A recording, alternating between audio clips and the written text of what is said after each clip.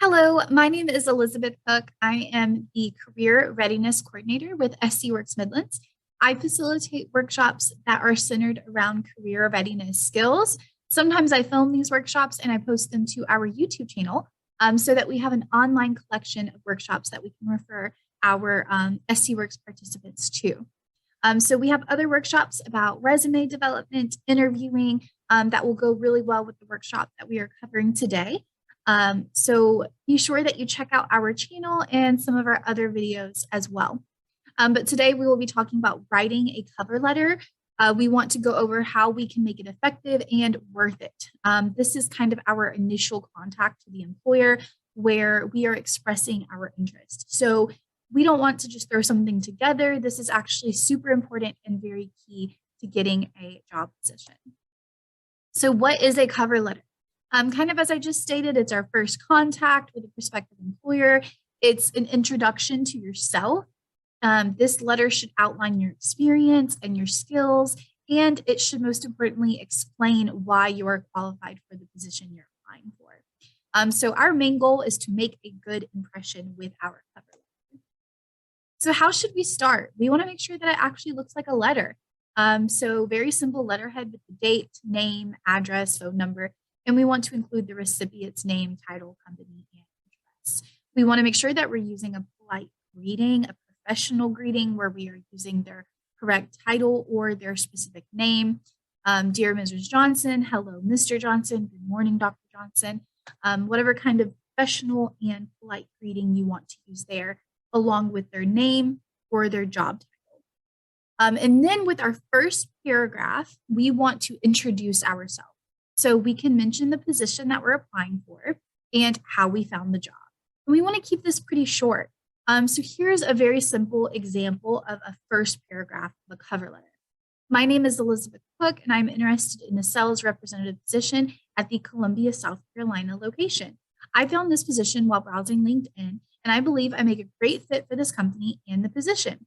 So we stated our name, we stated what position we're interested in, as well as the location, and where did we hear about this open position. Our second paragraph is super important. This is where we detail our experience, qualifications, and our skills. We're advertising all of our best qualities in this paragraph, and we are describing ourselves. So we want to make this very specific to the job we're applying for. So if we have a lot of experience that's unrelated, we don't want to include that. We want to include our experience that is related to the job we're applying for. Here is another example. I have been working as a sales representative for 20 years for various retailers. And throughout this time, I have collected an extensive set of skills that help me to excel every day in the field of customer service. I have acquired the ability to, and I have some blank spaces there, which allows me to reach the goal of so that's where we will include all of our specific skills. If we have any specific certifications or degrees that may be related to the job, we can include that there as well. So you'll just fill in the blanks. You'll list skills that you have and what goal these skills allow you to reach. I'm an excellent communicator, which allows me to resolve customers' issues politely and efficiently. I am great at digital design, and I have experience using Microsoft Excel, Word, and Publisher. Using these skills, I can produce attractive and cost-efficient documents rather quickly. So we're not just listing our skills, but also our results. I kind of talk about this in the resume workshop as well, but using results-driven language rather than skills-driven language is super important. We can all list that we have skills, and we might actually have those skills, but it's better if we can list what result we can get out of having those skills. And then our final paragraph, we want to mention our availability. We want to discuss when you will reach out to them or your excitement for them to reach out to you and your letter politely. So thank them for their time and consideration during that last paragraph. So here are some tips and tricks when writing a cover letter.